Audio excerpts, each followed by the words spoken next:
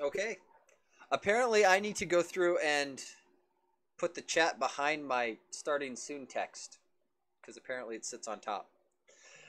Welcome. I think my plan for tonight is more material design in XAML because I felt like I came up short last week. I'm sort of thinking that I want to kick the 3.2.0 release out the door and then possibly do a 3.3 maybe before the 4.0 release, or just jump straight into the 4.0. I haven't really decided which way that needs to go yet. Mostly because there's that obnoxious adorner bug in the current release, and 3.2.0 fixed it right away, and I probably should have just kicked the release right then. But things have dragged on, and so I'm thinking I want to get some of this stuff merged in and then probably get the release kicked out the door. The fact that we now have a lot more UI tests going on gives me a lot more confidence in the stability of it. So we are going to give it a shot. Okay, so let's see where we left off. Button. Yeah, my buttons, I'm bad at them. Okay, so hit F5 because I know I merged that one. Okay, so we got a couple new ones that have come in. I'm most interested in this tab control one because I saw a lot of activity on this one after the review last time. Now I think that so the navigation rail there, navigation rail. So the tabs are still in. I think we actually want to pull these out. And I need to go back and look at the comments. So let's go back because last time, so I think what we want to do is just ship the navigation rail and not necessarily the default tab style. As nice as it looks, I'm somewhat hesitant to merge that in since there was very explicit guidance given about that when I first took over this project. Let's see here. So there are a bunch of things in here, and most of these I think have been resolved. So we can probably do this. I think what we might do is I might just branch off of this and pull the tab stuff out. But that would require a different pull request. I kind of grumble. Because because of how these pull requests are opened, I actually have permission to push into these branches. And I'm a little hesitant to just go and remove them. I would hate for the...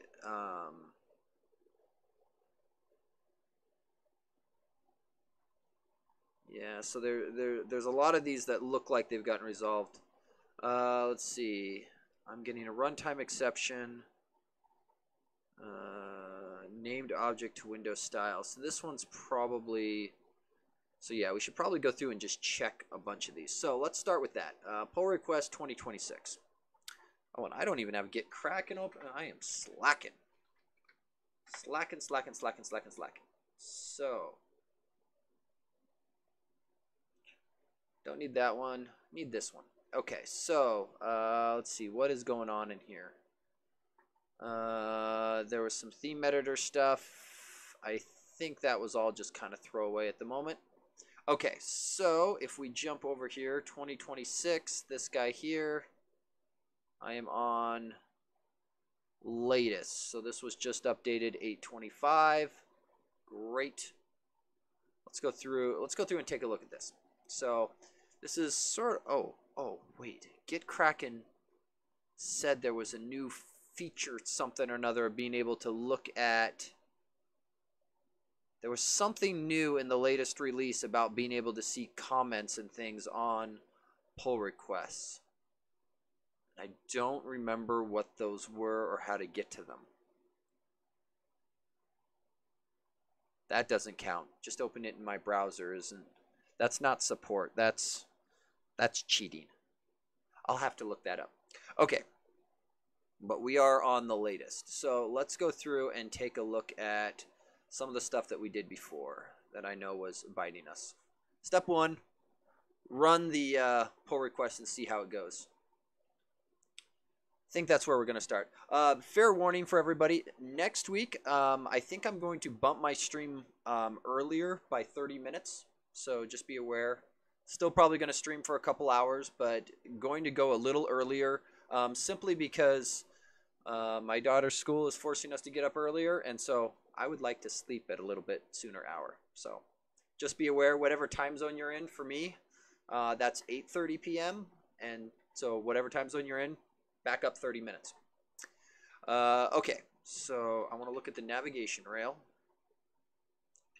And let's bump this guy over into, because this actually looks like I would expect.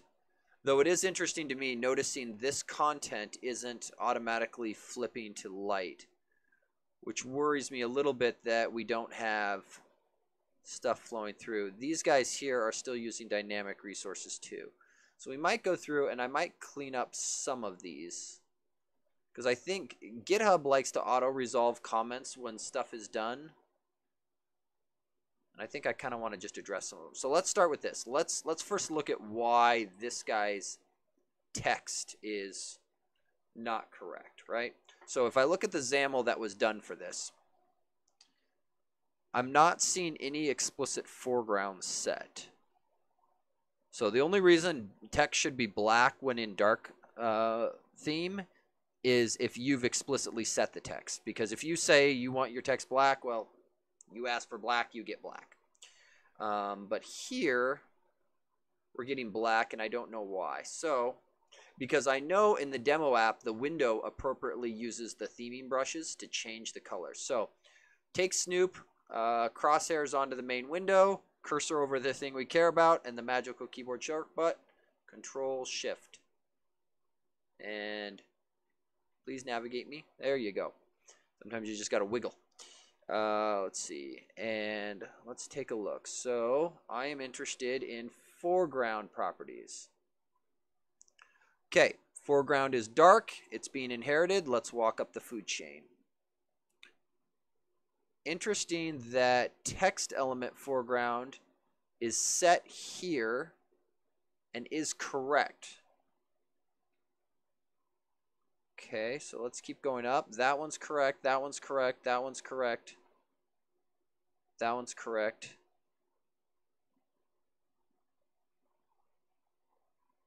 That somewhat shocks me that this shows as inherited. Inherited from what? Oh, I bet you it's that subtle difference between text element foreground and text box foreground. I wonder if that's the kicker. Okay, so let's just jump into, was it tab control .xaml? Because why does this look like something's off? There was a lot of, yeah, there was fixes that went into this, but there's a few things that are still off. So I think we go through and fix some of these things here. Let's just address some stuff. So down here, buried underneath themes, and we're going to rename this file because in general we name these files according to the control rather than just effectively a category. So the thing before .xaml is expected to match the UI control that's being styled inside of it. So inside of any of these, I know the main control being styled. Some of them have nested bits like data grid. There's more than just data grid styles in here, but they're like the data grid rows and columns and headers and that kind of thing, right? So it's at least grouped logically.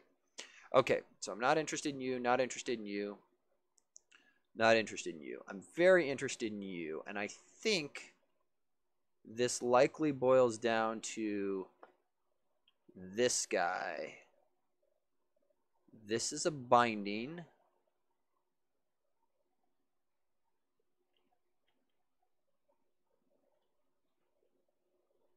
So part selected content host. So let's jump back. Part selected content host. Thinking. Text element foreground. So that guy is set, but it's being bound. I'm not entirely sure that it needs to be. Where does this guy come from? The guy above it. So that doesn't actually need to even be set. because that'll inherit down. Foreground here gets set, but I am wondering if this is not the same. Right? Because I think there was something else. Wasn't there triggers on this guy or similar? Where are you referenced? So you're not referenced there. Are you referenced anywhere inside of... So I'm trying to decide if this is actually... So it's named part underscore, but generally when you see something like this, it means it's part of the controls template. So for people interested in that, previous video 2 weeks ago about doing custom WPF controls. In general, if you have part underscore, it's expected to be part of your controls template. This is not part of the controls template. And it appears that it is largely unused now. So I think we can actually whack this guy. And I'm not... Kind of want to just restart this guy and see what happens. Because I think... Go ahead and collapse this.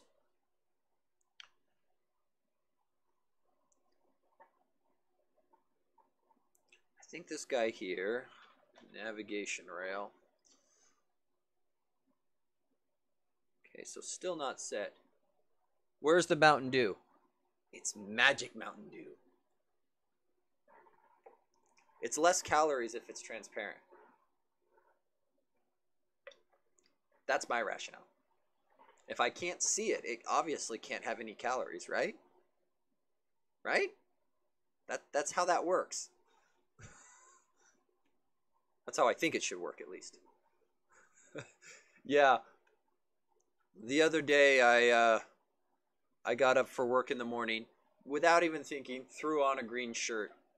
Didn't realize till I got to my first call and I was a floating head. Then after that, I decided that I was just going to embrace it. And was like, you know what? We're going for it. Okay, so where... You are inherited. Inherited from where? NVIDIA AI streaming tools. Oh! I did see reference to those. I have not touched them in the least, though. Anything good?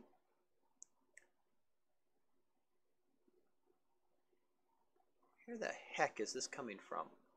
Okay, so we're going to do something I normally don't do. I might have to check those out. So I'm going to actually go here. And let's see, go to Live Visual Tree. So not a tool I normally use, but we're going to give it a shot here. Microsoft's been doing a lot of work around this. So ultimately, hey.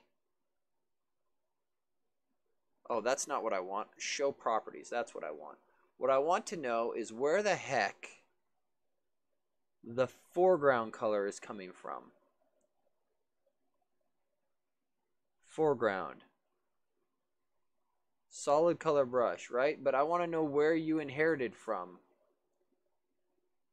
Properties defined in a style with a target type of system text block. So there is a text block style being applied. Oh, look at that. That is where the text block is defined.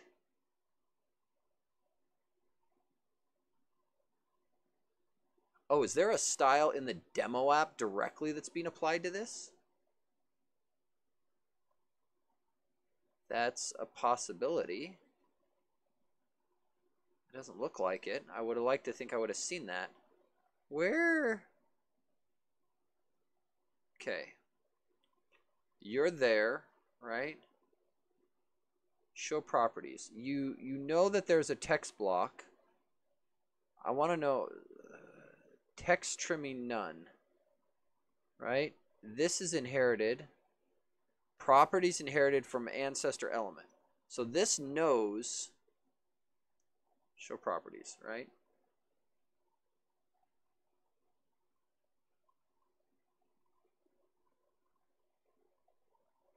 So I'm a little curious where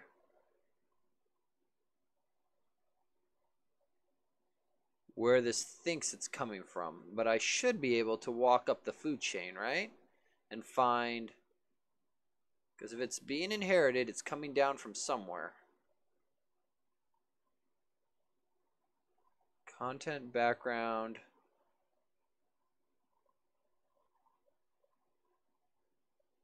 Definition and generic XAML overridden.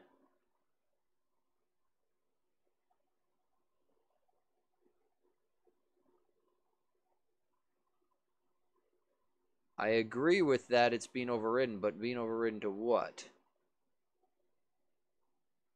Material design body overridden. Resource key, material design body.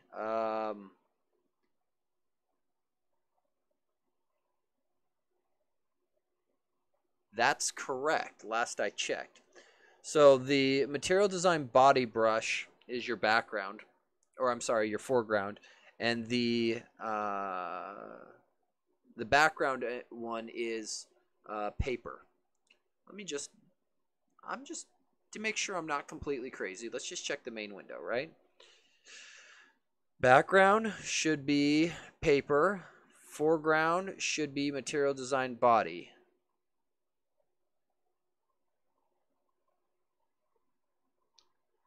But I'm a little curious.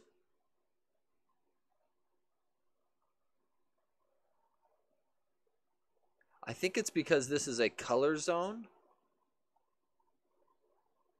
but I'm not sure it needs to be. Right? So there's a standard color zone, and this is just specifying, because when you specify standard, it's going to intentionally go through and set the colors based on that. I don't know if I even want this to be, I don't know. So the other thing that I'm noticing is padding is getting applied twice. Once to the colors, the padding inside the color zone, and once to the content presenter, which appears to be double doing it.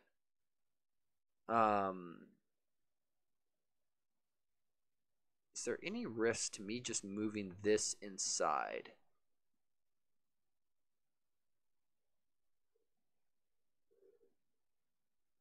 I kind of want to just drop this altogether, right? I don't think there's much benefit to having it inside a color zone when we aren't leveraging the color zone, because the color zone by itself is just a content presenter. There's nothing overly fancy in it. Let's do that. Let's do that. I suspect that's where it's being overridden from, is the color zone style. And I can go and show this real quick. The color zone style has triggers based on its mode to go through and set foreground and background. And I suspect that is what was actually overriding that brush. So if I go navigation rail, right? No. Still not set. Interesting. Oh, I guess that one's still dark as well. So go back in here. I'm surprised I'm not getting...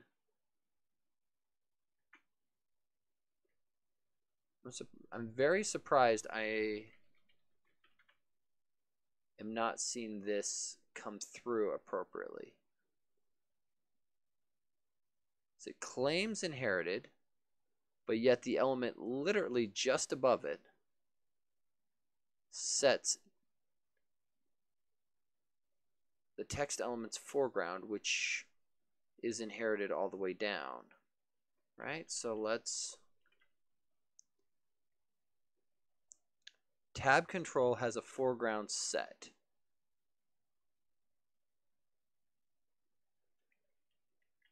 So part of me in the back of my mind is I'm remembering that tab controls are special. They are one of those controls where they've got a bit of their content that is lazily loaded. So oftentimes when people say that they're having tab control issues, it's typically related to the idea of your tab controls are not... they don't have the content for tabs that aren't loaded isn't done right away. So if you say you have a tab control with 5 tabs, right? The content for your first tab will get loaded right away. But then the content for tabs 2, 3, 4, and 5 won't be loaded until you click on it. So anything that you have as far as UI stuff goes, be aware none of that's actually in your visual tree until those tabs get clicked.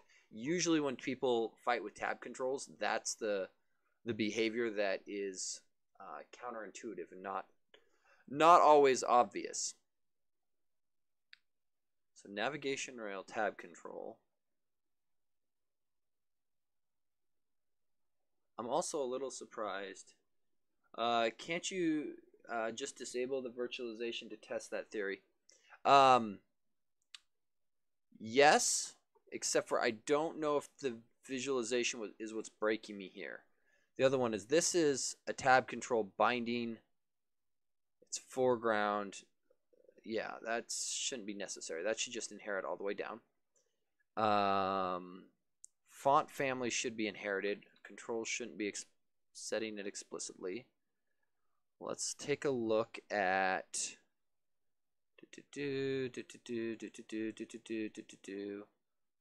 I'm just very surprised that that's the behavior I'm seeing. Although some of these things I kind of want to clean up. The other thing I want to look at is I've been looking at the tab control, and the tab item is also what's interesting to me. Because I'm a little confused as to why I don't see a something is a little off. And maybe this is the reason why there was that comment that changing out the item container style. Well, this is a tab item that I'm picking on here. No, I'm an idiot. That's not what I was picking on. Picking on this guy. And this is what's interesting to me is this guy here is pointed straight in without any tab item. I think there's something a little off here. So hang on. Let's go and look this up. WPF default control templates. So this isn't necessarily exactly what the built-in ones look like, but it is. If you're looking for a reference implementation to start from, this is a good place. Here, we'll go back real quick and I'll drop this in the chat for anybody who wants to do it. So this is usually, especially if I'm going to go and build a new control template, it's always easier to start from an existing one rather than to go through and try and build a new one. The other thing that's important to note,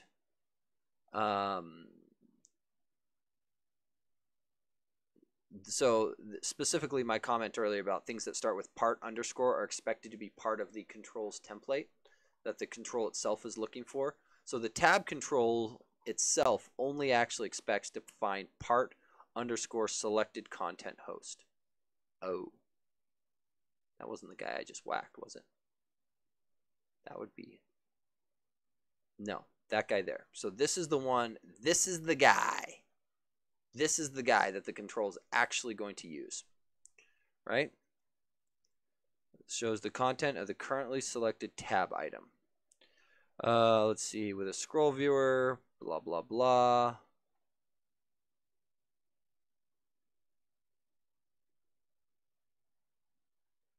Okay, so there's that. It is interesting to wonder about how this is expected to handle if you've got effectively more items in your navigation rail than are visible. But that's not a current concern. I was mostly interested in what they did here. So there's a tab panel, which I think we have. Let's look up here. Tab grid. There is not, but that's not the end of the world because that is optional. Because if you don't fill it in, it means the control will just happily handle it. And then this guy here. So what's the difference here between using this and blend? My competency. So when you pop open Blend, it's a lot more intelligent about what it goes through and loads. In Blend, you're going to get the actual template that is there. Whereas this is mostly a reference implementation. So it's very, if you go through and compare line for line, there are differences here. Because the other thing to note is the default styles on all WPF controls are actually different depending on what version of Windows and what version of .NET you have installed. Right? So back in ye olden days of WPF and .NET Framework, things progressed with each new version. Right? There was little tweaks and changes that they were made. So this stuff won't exactly match, but it's pretty close. And all I'm looking for is a reference implementation. So it's mostly designed for simplicity. And you'll note what you find in Blend has a lot more stuff. And I'm not interested in stuff. I'm just looking for a bare bones, simple reference implementation. And I suck with Blend. That's another reason. Blend is wonderful. And especially if somebody has like graphics experience, Blend feels a lot more homey, but that's not me. I am not a graphics guy. I just build graphics libraries. So yeah, so there's that. There's the content presenter. Nothing overly fancy. Don't even care about the visual tree stuff at all. And there's a content site, and that's pretty much it. So I'm wondering, so the tab item itself has a content site and a content source of header. I'm somewhat curious about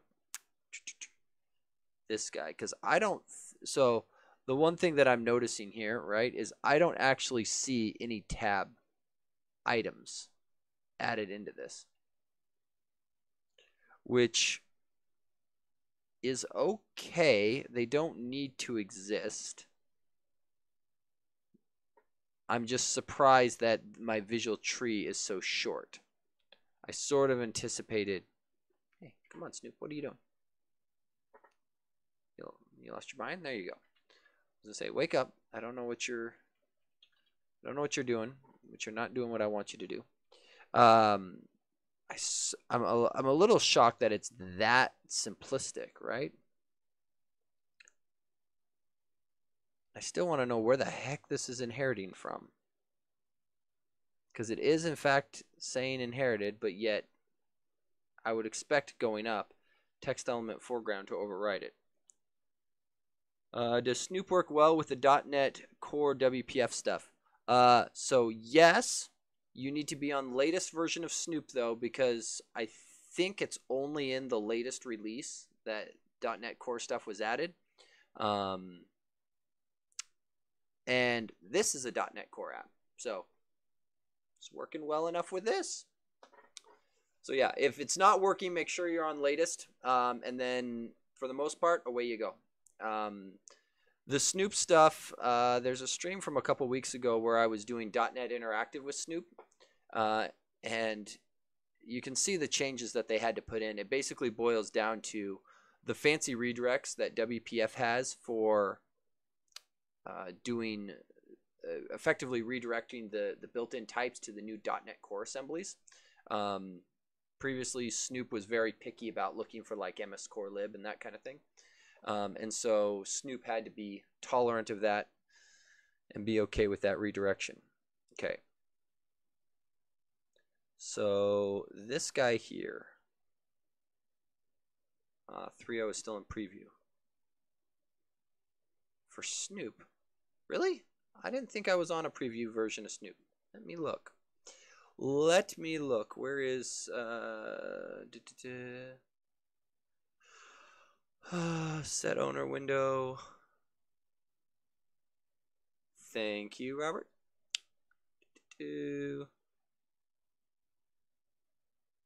Really, this is surprising to me. Yeah, and okay.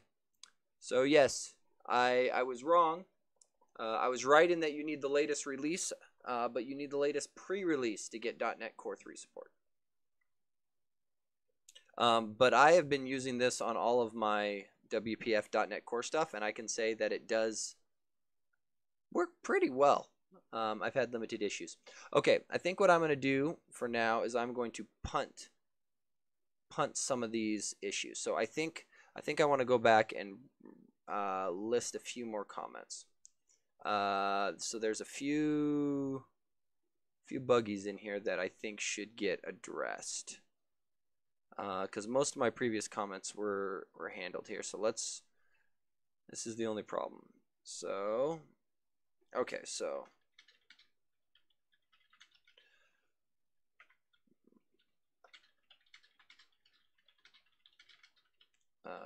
include it in the 3.2.0. Actually, I'm going to put 3x release because there may be I may kick 3.2 and just do a 3.3 before 4.0. Probably. Maybe. Let's see. A few things that are needed for this guy. So let's see. It appears that the foreground colors, and actually just to make sure, because do I want to keep any of my changes? I think we're going to throw these away for now because they didn't resolve the issue, and I'm a little hesitant to leave them there if they aren't solving issues. So let's do this. Let's do this, relaunch the demo, and we'll just take some screenshots.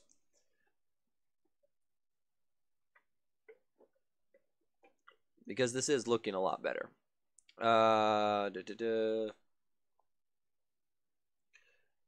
Okay. Navigation rail. Boom.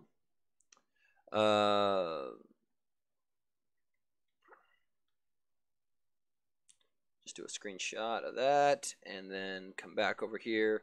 Color of the content. I'm not following the theme, the inherited theme brushes.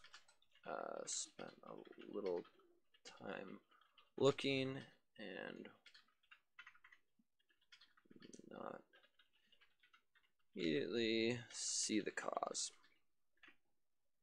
So we'll upload the image there. Let's see, other thing we should do, and I might just, I'm a little hesitant, right? Like if I push to the branch, is that going to cause confusion? Now let's do it. Let's just do it. So let's rename this file. Because we can do this. So this guy here should be called tab control to reflect what it is. Let's see, tab control. Poof. Right, so that tracks with the docs. We'll come over here. Let's see, renamed file to match the control that is being styled. Something like that. Push. Oh, hold up. I am out of date.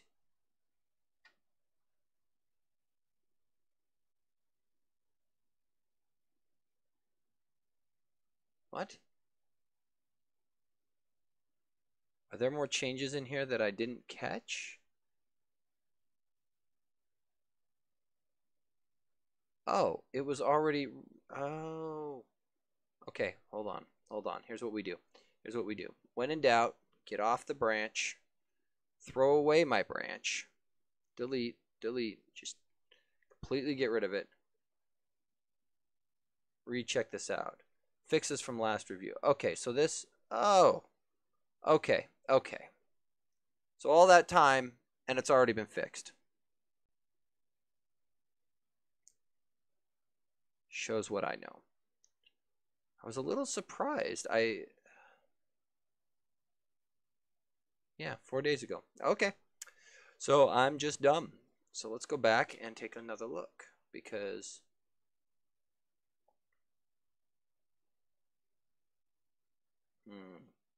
So that doesn't show it. I kind of want to whack the light gray on the background because that I think is masking the problem.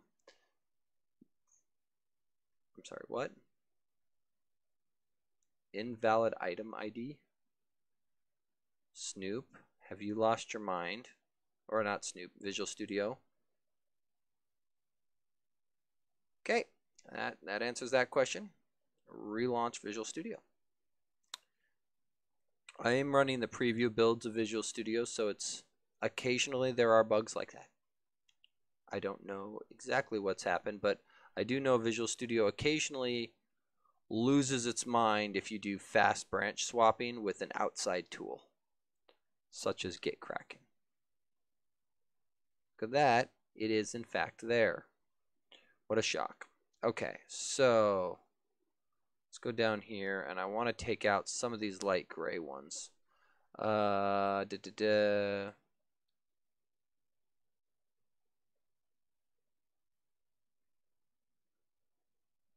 Yeah, so let's take away the background of the light gray.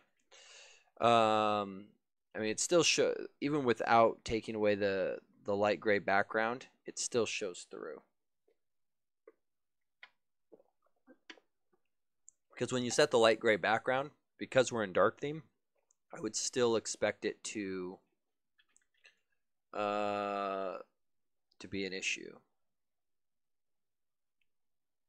Which one did I change? Somebody changed. Which one is this? Material design, RAB control, tab placement right. Should have been this one. Tab 1 content. I am confused. This is tab 1's content. Oh, that's interesting. That's very interesting. Show me the XAML. What is in here?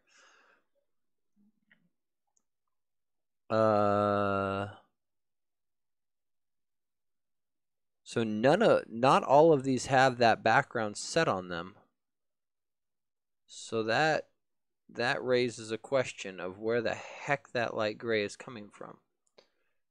Right? Because some of these it makes sense. This one here, I'm guessing, okay, so there must be a tab item, tab control, yeah, so the file did get renamed. Is there a background being set explicitly somewhere? There.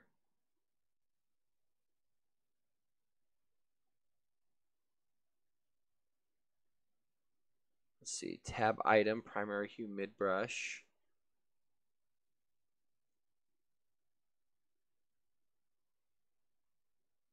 Color zone assist.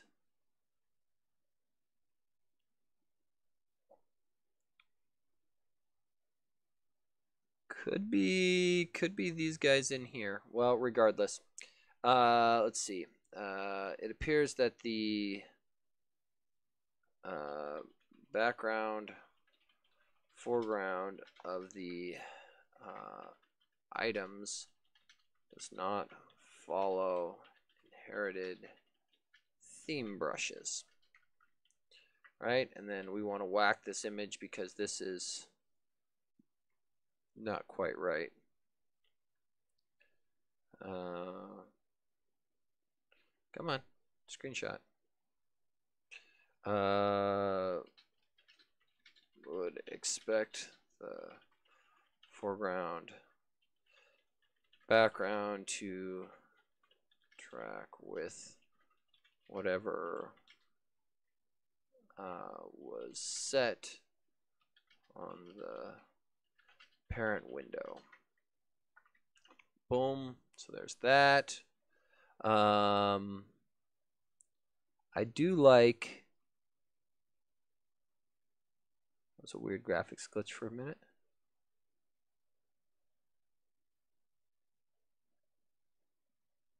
shadow is weird. It's not just me, right? It's interesting that it seems to trigger on. Mouse over.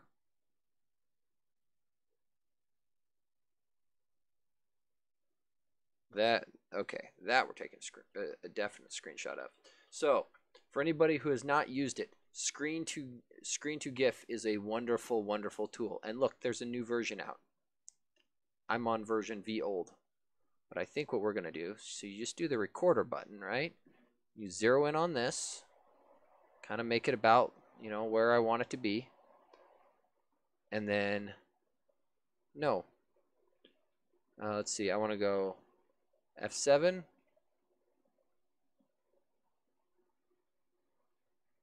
F8 stops, and then you get a nice little editor window like this, and we just scroll it on over and go, where's our clean state? That'll work. So we'll take here, shift home, whack those frames, and then play it real quick. Boom. Pause it there. That sounds good. Shift N, delete those frames. Sounds good. Let's see. What is it? File, save. Nope, not load. Save as. Shadow render. Let's see. So we'll do this. Copy to clipboard. I guess we don't even need anything other than that, right? Just copy to straight to clipboard. Screen to GIF. That sounds great. Sounds great. Save. Completed copy to clipboard, and then we come up here. Let's see. There appears to be a rendering issue with the shadows separator. Boom, boom, boom. Oh, that. Okay. Low points. Low points. Copy to the clipboard. Show it to me here, right? Getting the path of the file is not the same, guys. Not the same. Drag, drop. There we go. Muchos better. Okay, what else? The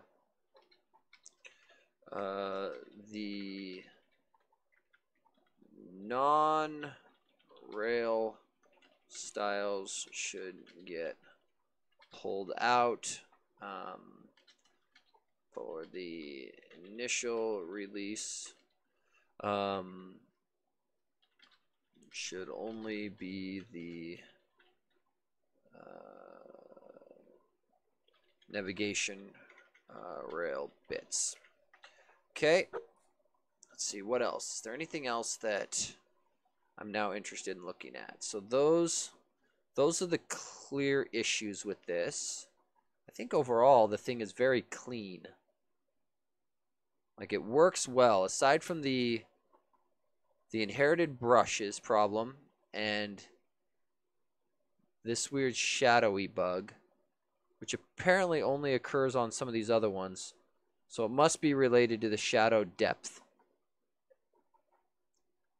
That should be fine.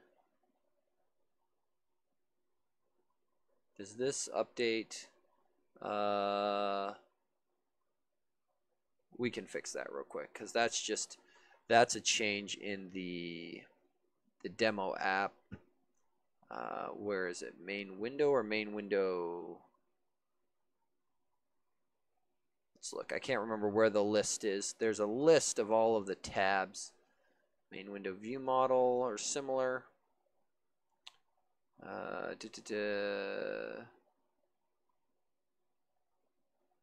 You know what we can do? We can just go here and I can hunt his constructor, because it'll be wherever this constructor is. That guy. Let's see. Style link. Name chunk. I believe this goes in. Yeah, so this should be tab control. Right? Because that's where that's going to end up going. And we can test that real quick. That should be a simple change. Let's see. So, fixing demo app link. So that change we can commit because that's a simple one. Hey, stop it. Stop it. Yeah. Let's see. And navigation rail. I do wish, if somebody wants to have a fun task, when there's only one item in the list I'm in the search bar, I want to press enter and have it navigate. Pick the only item in the list. Take me there. And this is currently going to fail because this is pointed to a branch and this thing hasn't merged yet. So that's not a big deal. We'll leave that there. What was my other change? Was it something significant or was it just me messing around? It's just that. That is insignificant. Reset. Okay, is that all that we would need for MVP and merge?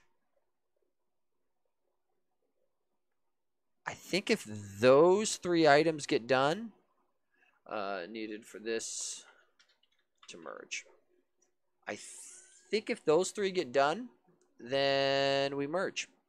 It would be nice to write some UI tests around it, but I can circle back on that at a later point and get those in.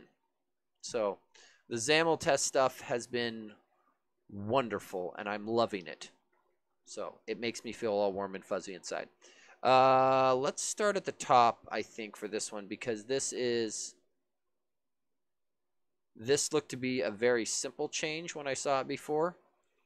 Let's see here. So what exactly happened? So layout rounding is being defaulted to true, which is fine. It's sort of expected. That's one of the things that can easily cause that blurry text. It was wrapping this in a grid. What benefit is the grid? Because it's separating the border.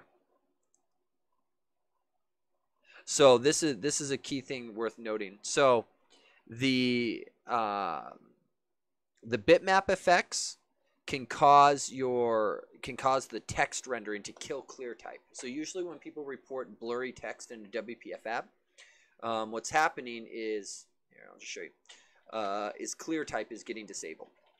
So for people unfamiliar with clear type, this is the technology that goes through, if you zoom all the way in on text, quite often what you'll see at a pixel level is you'll see blue and red shaded pixels that are put in there for the sole purpose of making the text easier to read, right? Because if it's just the straight bitmap square pixels, you get what looks to be really hard edges, whereas the blue and the reds sort of trick your eye and smooth over the edges. So if anyone is interested in more magical clear type stuff, that's the very long explanation of everything that's in there.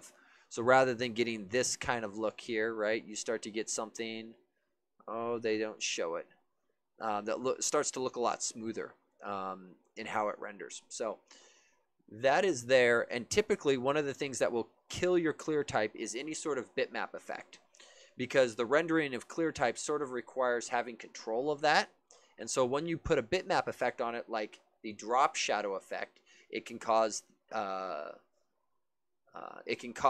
clear type to be disabled. So ultimately the fix here is separating the border that has the drop shadow on it from the border that has the content,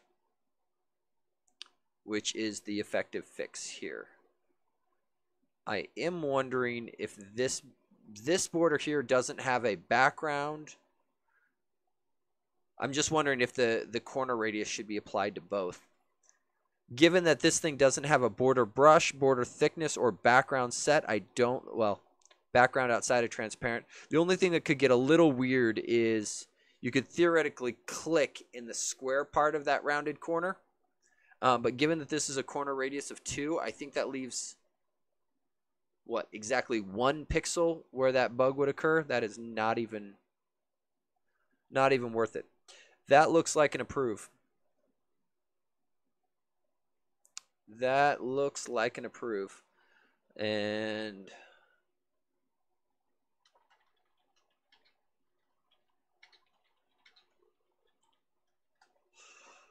Let's see, comment, and we will take this guy in. Was there a bug link to this? Yeah,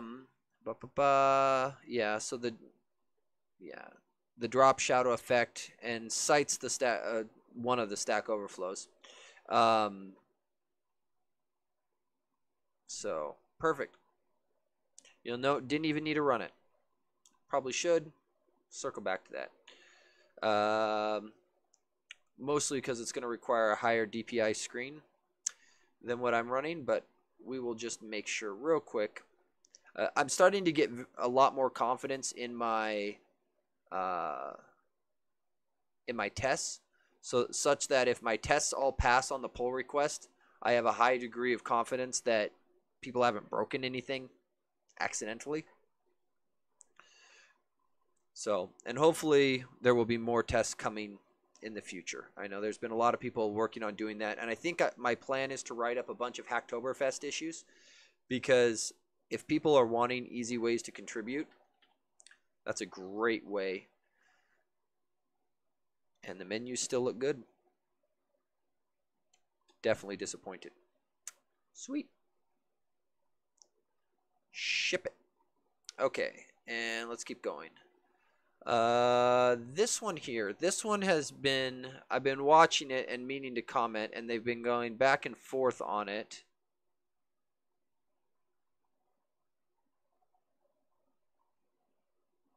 And I'm not 100% sure. I'm a little hesitant because I appreciate people helping out on the pull request reviews, because this is convenient. And I think based on the last comment that this has probably still got a couple issues to be resolved. The one thing that gave me pause when I was looking at it is it's solving a resource missing issue by manually manipulating the resources in the C# rather than in the XAML. And so it felt like solving a XAML issue in C#, which immediately made me pause and look closer at it. Let's take a look at this one. I think this one is still sitting where we left it.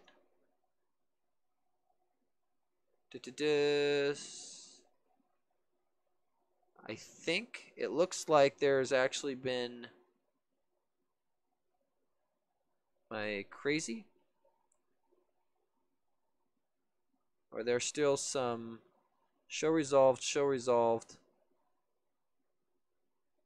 Let's take a look at this one. 2029. So I think I need to be careful because I never pushed my push that sucker out. There we go. Okay, and then we're gonna delete you so I don't accidentally do exactly what I did before. And I really should clean up all of my missing branches. Go away, go away. Okay, so add dialog close method. Yes, please. Check that out. How about dialog close? Sounds great. And let's go and take a look at this guy. So this is largely around just adding an additional API. So the Dialog Host is a control that I constantly go back and look at its API and try to imagine what I would do to make it better. Because it's one of those controls that generates a lot of discussion and a lot of questions about how to use it properly. Specifically, there's an entire wiki page out there on the various ways to open and close the Dialog Host. I've even written a blog post on the Dialog Host control itself, just trying to explain it to people, which is probably an indication that the API isn't intuitive, right? If it's single-handedly the biggest cause for concern. And most of it comes down to these static show methods, because I don't need an instance of this. I can just do dialoghost.show and do stuff, right? And this thing magically goes out, finds a dialog host instance that exists, right? You can't just call show with no dialog instances. So you have to actually add one to your XAML somewhere so it knows where to put it. And then you can use it. And so then the question comes, well, if I had to pass specifically for this overload here, right? If I passed a dialog identifier on any of these things to identify which dialog host I expect to use, I should be able to close it in the same way. That is what this pull request aims to do, is effectively give an equivalent close dialog overload that does the same thing. And given that this is sat for 20-something days, I'm thinking we just fix this, because I think we could push and merge. So there's a few things down here, right? So specifically, I'm interested in looking at this guy here, jumps into here. So this is the duplicated bits here. So there's a few things that I think we clean up. So one, we're going to do private static dialog host get instance object dialog identifier. Right? Because ultimately, how it ends up working is it keeps track of a hash set of dialog hosts, and so if you don't specify an identifier or you send null through, all it's going to do is it's just going to go and find the first one in a hash set. So first in a hash set is pretty relative, because the order in a hash set is based upon their hash codes, which gives you pretty much no guarantee of anything. So I think what we're going to do, and this is interesting here. So this is preventing a dialog identifier from being passed, but theoretically you could have passed null here in the first place. I'm sort of inclined to allow the null in. I don't know if it makes a lot of sense to deny null. Let's see. So I think we want all of this. And we want to do all of this here, because if there's too many, we don't want it. And then ultimately what we just want is target sub-0. All right, so this guy here, return. So this guy here, verify access, just confirms that we are on the appropriate thread. Basically meaning if you want to call these methods, you can't do it from a background thread. You got to do a dispatcher invoke or begin invoke or similar if you want to kick these guys off. Let's see here. Dialog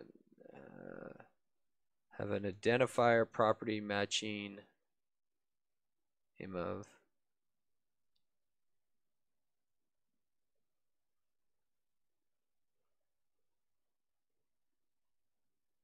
Kind of want to do this because I feel like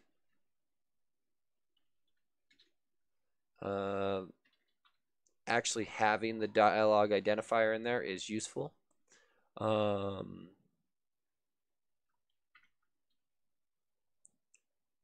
Yeah, that's the other thing to be aware of, is when you specify these dialog identifiers, oftentimes what will happen is people will just hard code a value. Say you've got a window with a dialog host in it, and you say this is going to be, login window dialog host. Well, that's fine unless you spawn 2 instances of it, and now you've got 2 dialog hosts with matching identifiers, which then these methods will not work, right? When in doubt, the better thing is for you to manually control the dialog instances yourself rather than going through these static overloads. So that is my personal preference.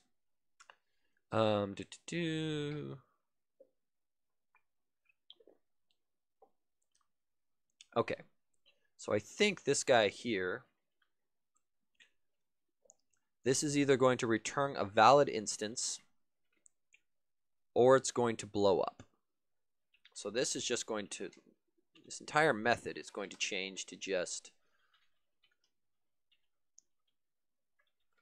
right? And we're going to delete all of that. And while we're in here, we're going to change this to an is null rather than an equals null. Not that it will be a problem here. The is null is something new. It's the equivalent of doing a reference equals call to null on your content. So the equivalent of reference equals content null. right? And typically, if you do an equals equals null, that will be the same thing. The exception is because the equals operator can be overridden. If you ever do that on a type where the equals operator is overridden, you will not get the same behavior. So if you do an is null, it just is very, very specific of no, no, no. I always mean reference equality against null, even if somebody overrides the equals operator. So this prevents any sort of fancy shenanigans. Okay, so that comes down into here. We're going to take away this restriction because I don't know if this makes sense. And yeah, because this doesn't check for all the other stuff. But now we just do get instance dialog identifier. And then once we have this, I think we just call close on it, right? That was the other comment that was there. And we do close. And I think while we're in here, let's get creative, right? Let's do object parameter. Because close allows a parameter to be passed, let's give an overload that lets you specify it. And then this guy here, we're just gonna lambda this beast. Close dialog identifier and parameter.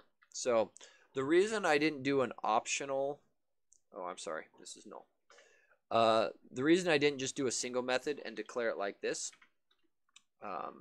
though this is perfectly reasonable, the issue with optional parameters is how they're implemented. Is when you compile code against a method with an optional parameter, if you don't specify it, what the compiler does is it takes the default value and puts it at the call site, right? So everyone who's compiled against this method gets null put in. The problem is if we ever want to go through and change this up, say I decide that the default should be 0. The problem is if everybody's compiled with null, it forces them to recompile. Whereas if you do this, now it's resolved at runtime. Oh, sure, we can do this too. So in general, if you're building libraries and you think there's any even remote chance that you may want to change it, I don't like using optional arguments. So that's just personal preference. Part of it is one of the counter arguments is rarely are people running in these situations where they aren't going to be recompiling against your library anyway. So if nobody in the age of NuGet where everybody just revs the NuGet, recompiles, relaunches, right? There's always that recompile step, and it doesn't make as big of a difference, right? The problem is I know there are people that still use this in a variety of situations, including things with like GAC and whatnot, and so I try to be as respectful and non-abusive in the APIs as I can. So let's see. The other one had this, so we should go through and document this. Let's see. Param name. Let's look, because I think the close method is actually public. No, it's not. What did we do on... There is a close parameter. The documentation for this should match. Close on click away parameter. I think this is what we want the description to be. Let's see. Oh, we don't want it here though. Right, that's why it's not squawking, because we put this, we didn't change this method signature, we changed this one. Right, and so this is the one where we want to do fancy stuff. Okay, and this is parameter,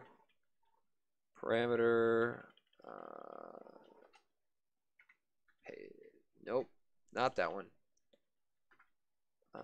So to provide, to close, handler. Great. Something more like that. So let's build that guy, and I think that addresses the initial comments that were out here. Yeah, so we're using close instead of going through the routed command, which is kind of a weird circle. We'll just go directly there. Note that you need to check whether current session is not null. That's a good point. However, I'm wondering what the... Let's look real quick. Find all references. Yeah, so the other ones do somewhat deal with this. I'm wondering if it's better to grab the instance. So I guess the question is, what would the... So you call close and your dialog's not open. What's the expected behavior? Right? Do you expect it to silently fail? I guess it doesn't. It could return maybe a Boolean. That would be one option. It could throw. That's another option. So I agree that we shouldn't just blindly call this close because that could throw a no reference, and that's just bad. So we're gonna not do that. So we're gonna get our Dialog Host instance, and we're gonna do something with it. Let's see, Dialog Host,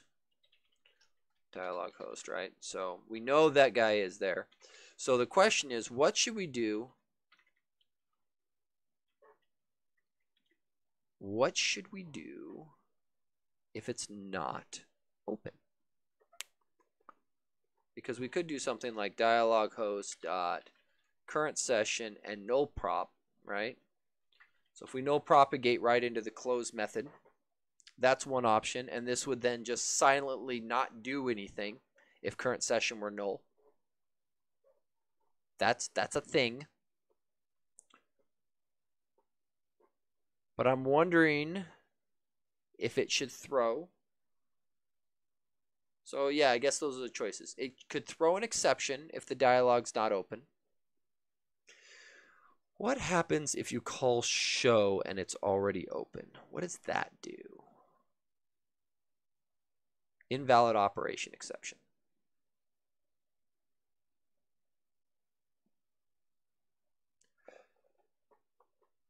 I think that's the most logical. If show throws, close should also throw.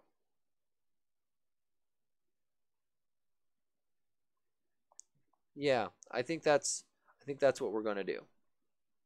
If show throws, this should also do it. So if Dialog Host current session is null check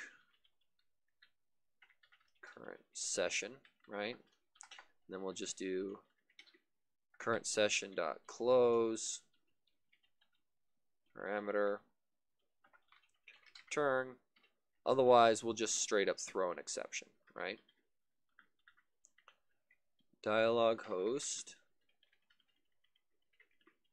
is not open. There's at least some symmetry there.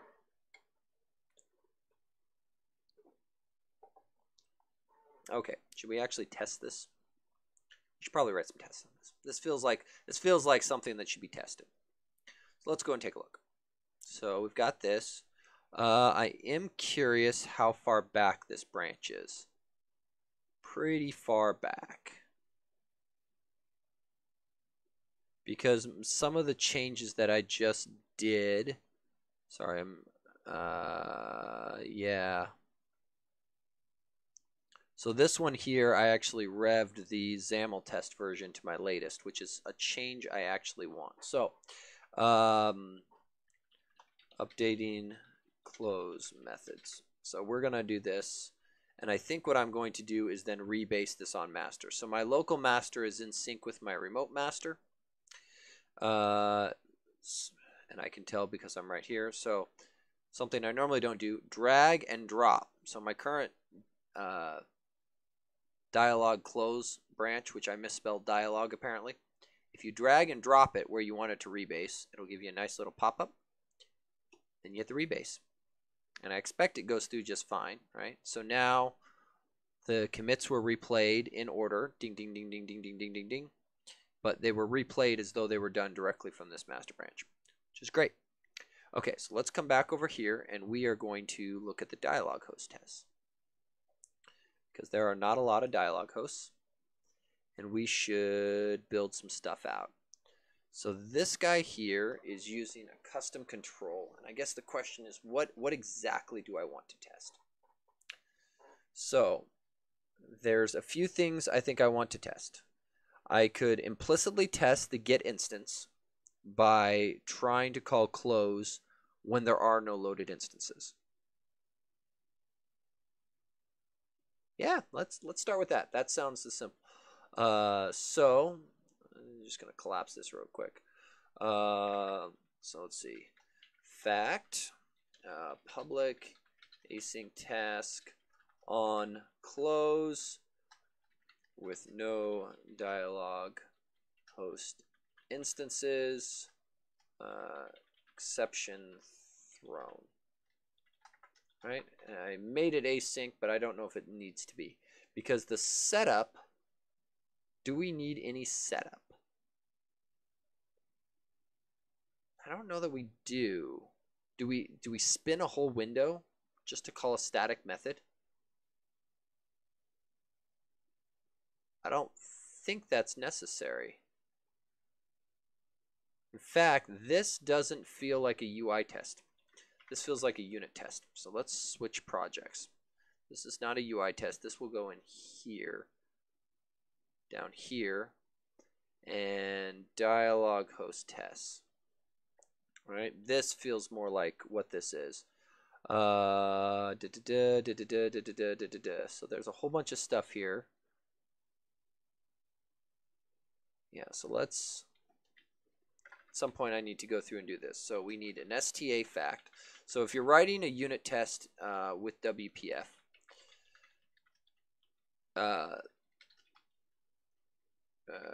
so I don't think there's an issue for this, so I think I just have to reference it. If you are writing a WPF test, everything that interacts with UI elements has to use effectively a UI thread. So if you do some Google searching, you'll find that in .NET, threads have what's called apartment states. And the STA apartment of it, the S stands for single threaded apartment. So in the case of a GUI thread, that's where you get down to the idea that only a single thread can touch GUI elements, because your GUI thread will be a STA thread, and then all of your background threads will be what are called MTA threads, so multi-threaded apartment. And so in order to actually instantiate and act on UI elements, we have to actually go through and have our tests run as an STA fact, which this XUnit is great. It's nice and extensible. And so this is a NuGet package to extend it so that the unit tests run in STA threads. So when closing dialog, it throws when no instances loaded. All right, so we'll do this. So this is, I think, a fairly simple. So assert throws, right? Invalid operation exception, right? And then this wants a delegate of the call that we expect to throw, and this will be dialog host dot not show close. Ooh, that's another interesting thought. Should this be called close or close dialog? See, this is another reason to write unit tests, is it forces you to actually use your own API. And if you don't like your API, you should change it. In fact, I think I'm going to just pass null here, right, just to prove that this works. Var ex, and then assert equal no Dialog Host instances loaded. I don't think that's actually completely right, so we're going to double check. But the message was something like that. And I'm wondering, given that the corresponding method is show, if this should be called close. I'm thinking it should be. It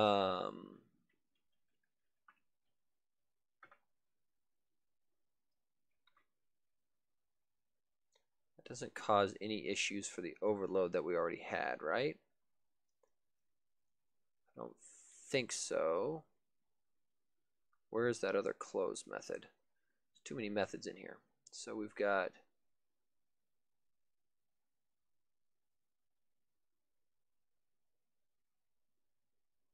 close parameter. I think what we're going to do is rename this to internal close. Right? Because that guy is hidden. My public API is what I care more about, which is why it didn't want to rename this one for me. But those should match. Right? Because these are public. These are what everyone's going to see. Not you. Go away. This one. Let's see. So this can just be void, right? That's not going to do anything fancy. This guy is going to do no loaded dialog host instances. This is the exception I expect to get. Exactly this. So this, oftentimes I'll only test for the exception type and won't do this extra equals, but in this case I kind of want to.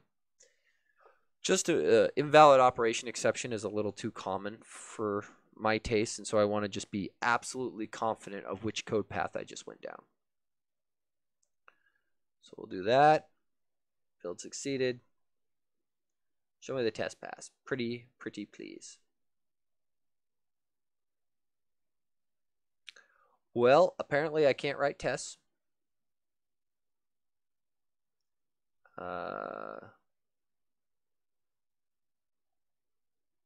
See, this is why we check the message, because we did fall down a different code path. And now I'm curious, what the heck? So this guy got an instance? I'm sorry, what?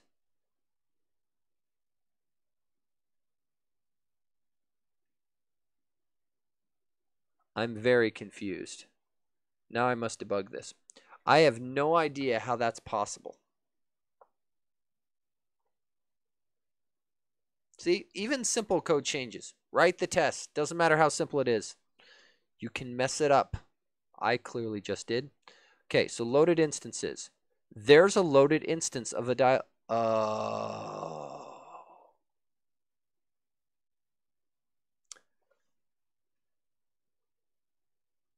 It's in the constructor up here, isn't it? Yes, it is. This guy. Darn you.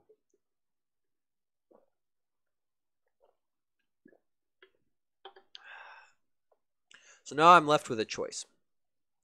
So that's why it didn't do what I expected, because I am loading a dialog host right there.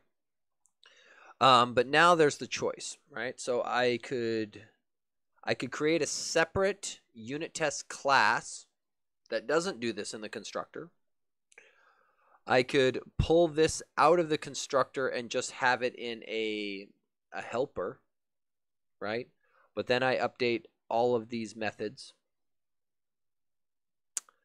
I could unload this one in this one case that I'm testing.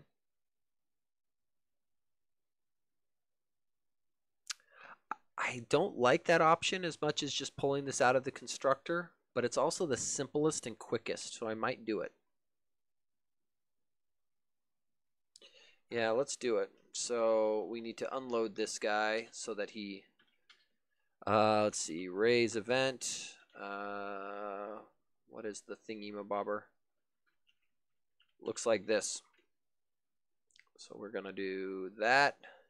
But rather than loaded, we want to do the inverse. We want to do the unloaded event. Okay. try it one more time. This time with feeling. Because this should get us green circle. Ah, okay. So it turns out I can unload them. Let's see. So this guy here, no loaded Dialog Host instances. How about we do another one that hits? So I'm just going to kind of work my way through this method, right? And we'll just keep doing the failure cases. I'm not interested in trying to test the verify access because that's difficult. Yeah, don't really. And more importantly, I'm testing that this thing, that WPF works. Less interesting. This case here, so no loaded Dialog Hosts, right? So in order to get here, I either have to have no loaded instances, which is not possible, right? Or I need to pass an identifier that doesn't match anything. So that sounds easiest. When closing a dialog with invalid identifier, it throws, let's see, no matching instances. So we no longer need that, but what we're going to do here is for our identifier, we're just going to do GUID, new GUID. Because if you ever want to guarantee something's not going to match, that's a pretty good way to do it. Right? New GUID, pretty much never going to match anything. So run that guy, because it should also be an invalid operation exception, right? Huzzah. Oh, the message is probably going to not match, right? Because that is going to be wrong. Oh, and that's going to be interesting too, because yeah, so that's going to be interesting because I literally just put the identifier in there. So let's do object ID gets GUID, new GUID, right? And we will pass ID here. Then our expected message is going to be very different. It's going to look something like this. This becomes ID. This just becomes dialog identifier. You'll note I'm very intentionally taking out the name ofs rather than fixing them, because if those ever change, I sort of want this to fail, right? Now it should pass.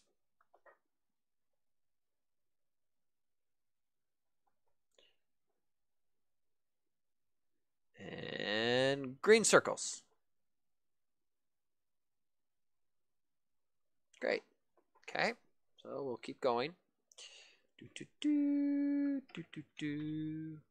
Okay, let's see.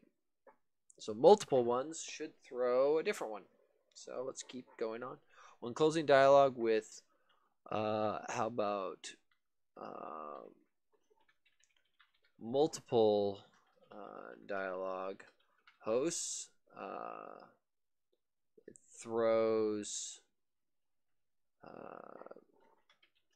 too many matching instances.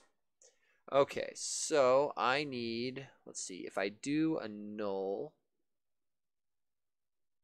I just need 2 instances loaded. So nulls, we don't need ID anymore. We'll just pass null again. Keep it simple, right? But I do need var second instance gets new dialog host, right? And I'm curious. Now I'm wondering if this should be moved into a separate one. What is the dispose doing? It's unloading it. So that does mean I need to clean this guy up. Or does it? Yes, because if I don't clean this guy up, I will end up, because the dialog host keeps track of this loaded instances in a static, if I don't clean it up, I will pollute my other tests. So we will make sure we clean it up. Finally, so, and actually I'm going to move this guy outside the try, because if he fails to initialize for some reason, there's no point in doing this. Let's see, second instance. It's actually, that's the line that I want, except for you go there, right? So that will properly unload him. Second instance, these things both have an ID of null. So the expected message then in this case is going to be this guy.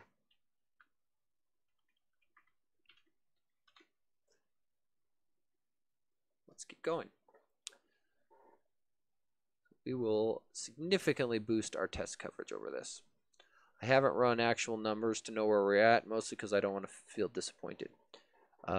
Dialog is not open, so why did we not get multiple matching dialog hosts? Let's look at this real quick before we dive too deep. So it should match everything because dialog identifier was null.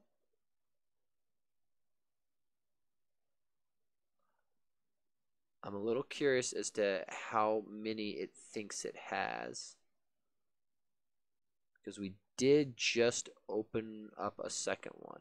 Oh, but we did not indicate that it was loaded. So it does not have all of the fancy stuff. Second instance, and this should go inside the try.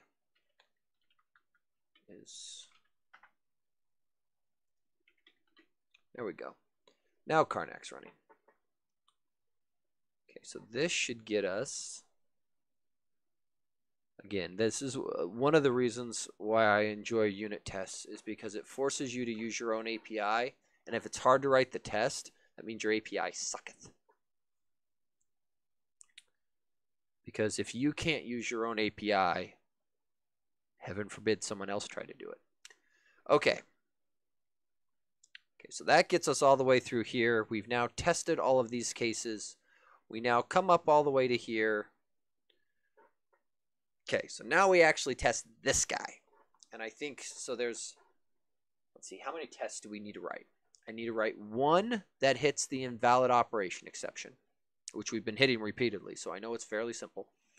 And then one,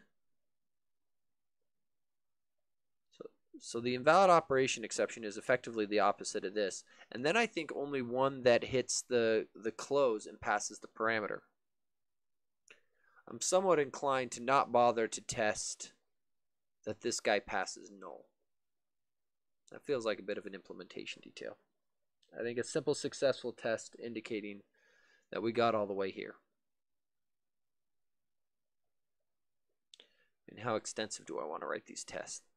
I don't know if I need them to be overly extensive. I just need them to give me the confidence that this method works. When closing a dialog, let's see, that is not open, it throws dialog not open. So we're going to get rid of this, don't care about that, don't care about that. We are going to be doing an assert throws one more time. Let's see, close on null, right? Except for our message now is dialog host is not open. Right? Very simple. Now we're actually testing our new method. Boom, right? So that guy goes there. And then we'll test the success case. Boom. Okay. Let's see. When closing dialog with parameter,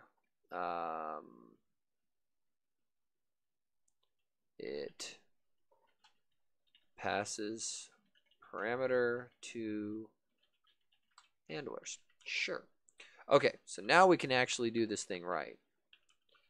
So we're going to do, let's see, object parameter gets, again, just for the sake of argument to make sure there's no accidental reuse, GUID new GUID parameter, and then, so this is the arrange portion. That assert ain't going to work. This is the act portion. So the last thing we need to do is effectively register up on our dialog host to know, let's see, is there dialog closing? That's what I want. All right, so I want to grab this guy, and I think what I'm going to do is just beep, beep, bring you up. Let's see here. How about object closing parameter? We'll set you to null.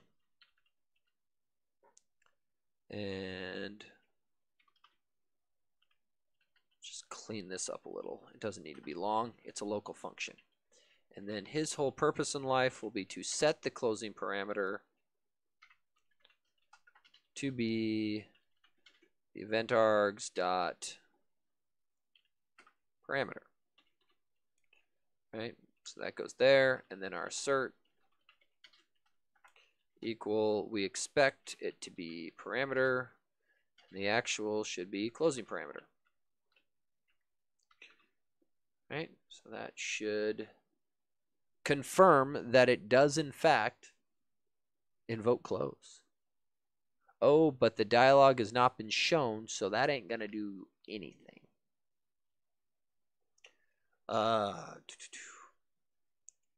So async task, right? Let's see.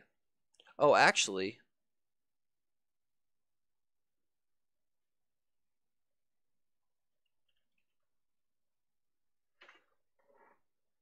so there's multiple ways to show a dialog.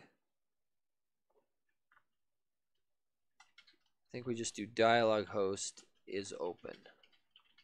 That's probably the simplest here, right? Because it does need to be opened. Yeah, let's try that. I think I was just thinking about the show methods also return back the result. The problem is that would require awaiting the call, and that's not really what we want to do here. We can just do this. We'll just manually kick the guy open. Even though there's no dialog display, he doesn't care. He is in an open state. So cool. That gives me a high degree of confidence. All the tests pass. Well, I don't feel like rerunning all those. All the tests we wrote pass. Let's see. So we'll go here. What did we change? So let's let's see. Renamed method to simply be close. Added unit tests. Great. Commit. Push. Force push, please. Yes, please.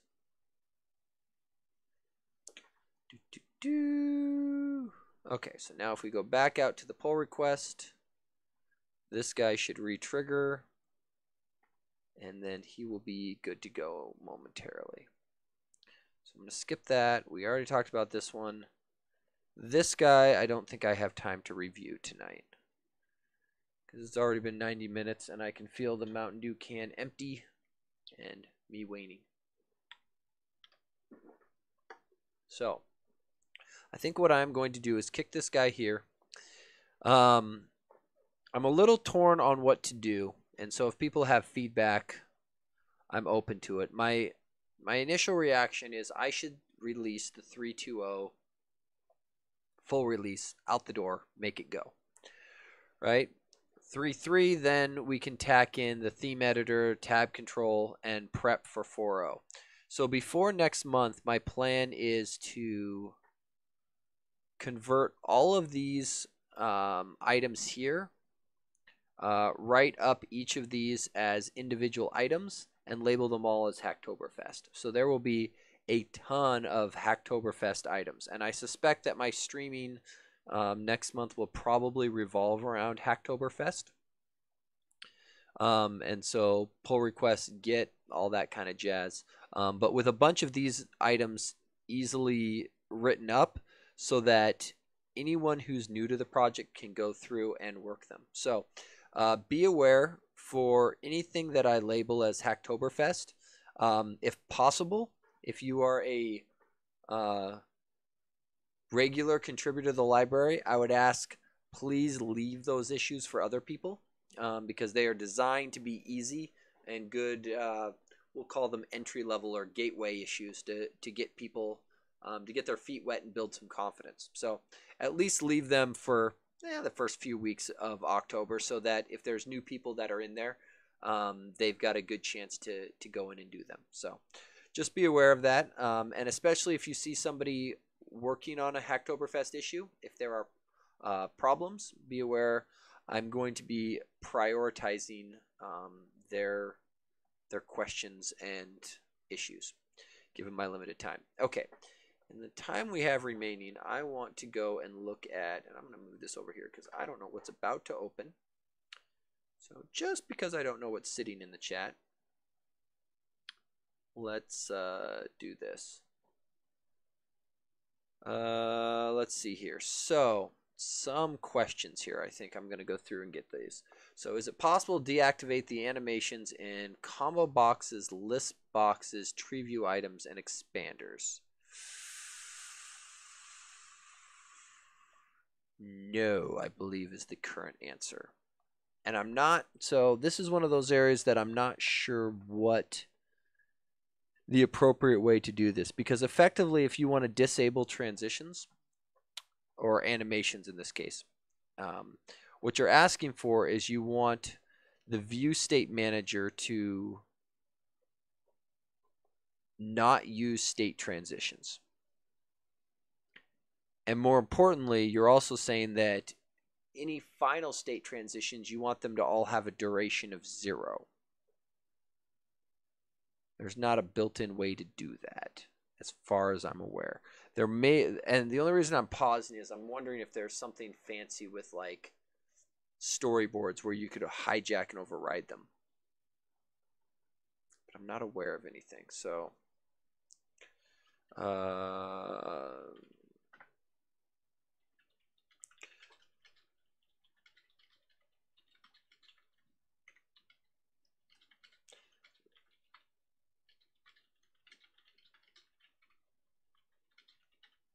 okay.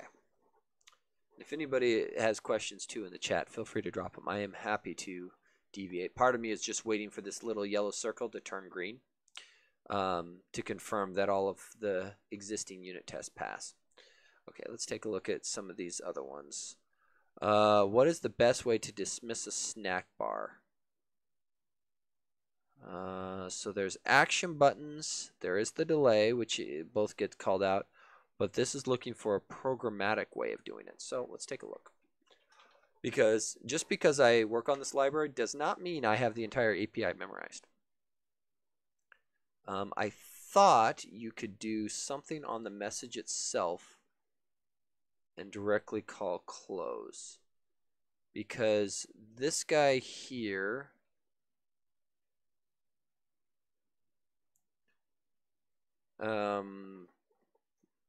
yeah, so NQ, DQ,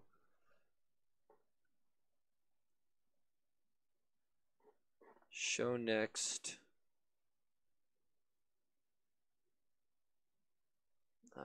let's see, close snack bar, start duration, because I believe show next message. I just want to check because I thought the answer was all you have to do is set message to null. I thought it was that simple. Show async. So I'm just trying to look at what this is. Yeah, so this is ultimately all it is you can just set the message property to null.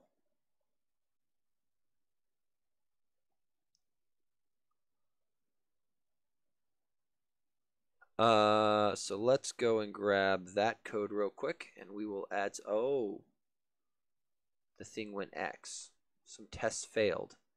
Well, that's not good. I thought we wrote very simplistic tests, but apparently I am dumber than I think.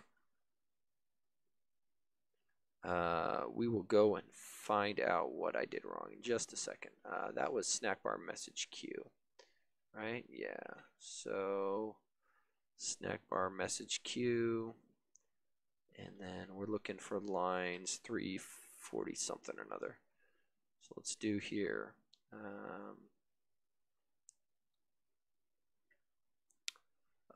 So let's grab that guy.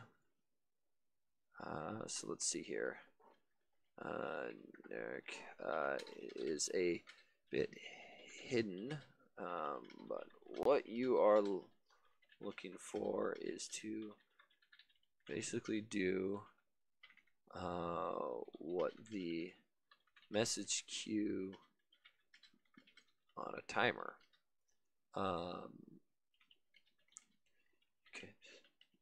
Simply clear the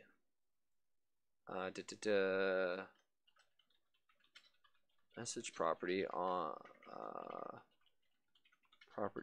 the snack bar to close it. Something like that. Okay, so let's go see what the heck I did wrong. How is such a simple pull request so hard? 4 failed tests. That's remarkably high. Let's go and take a look. Okay, so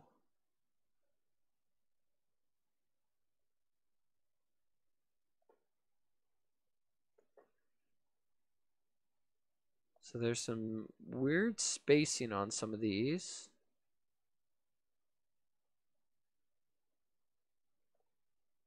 Okay, so it's technically 2 failed tests, but because it runs the tests in both .NET Core and .NET Framework, the same 2 tests failed twice.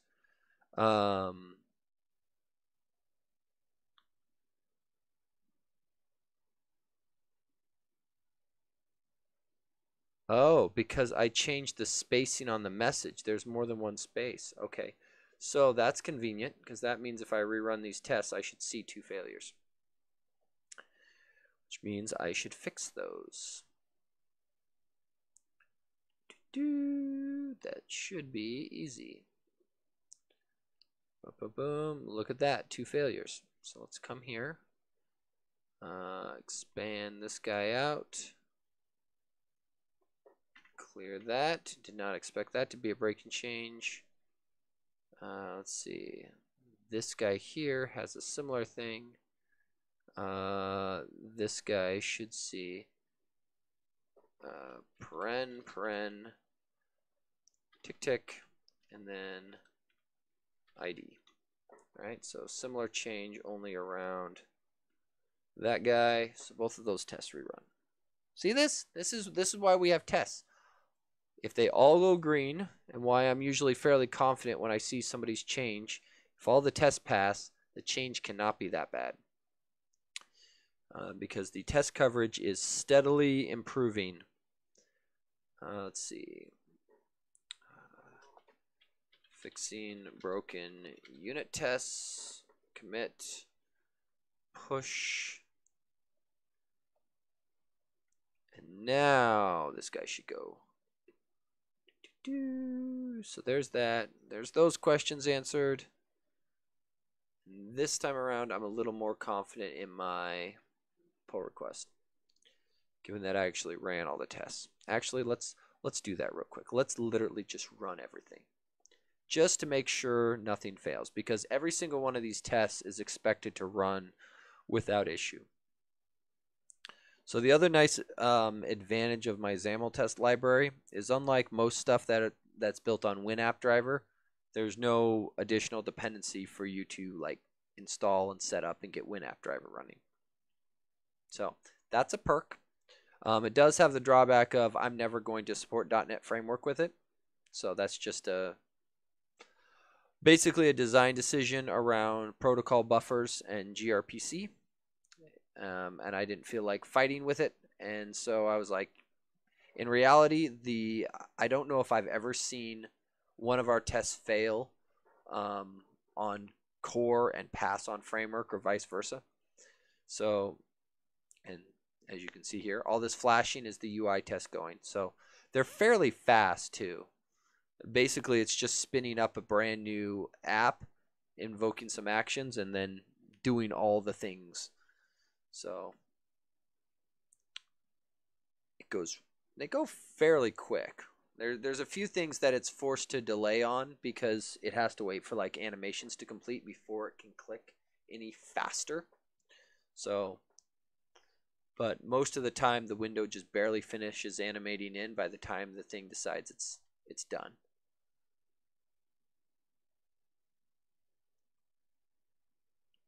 And for the most part, these UI tests give me a lot of confidence in the XAML controls, because that was the problem with just the unit tests, is things like we just did with the Dialog Host where it's coding and API changes. That's great, but it gets really hard to effectively do these types of tests if you are, say, making changes to the XAML with like a style trigger.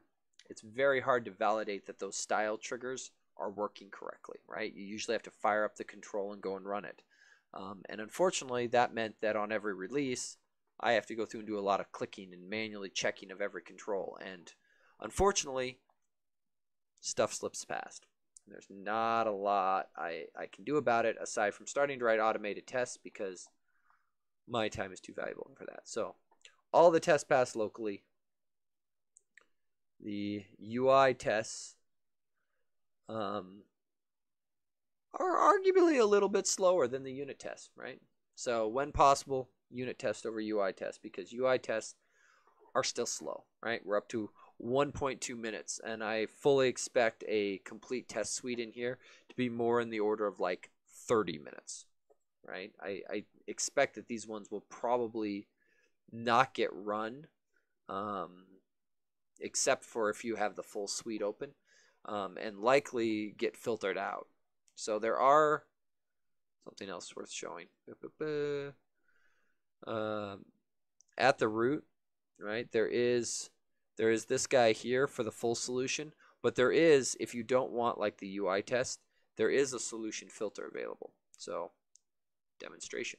If you click on the SLNF,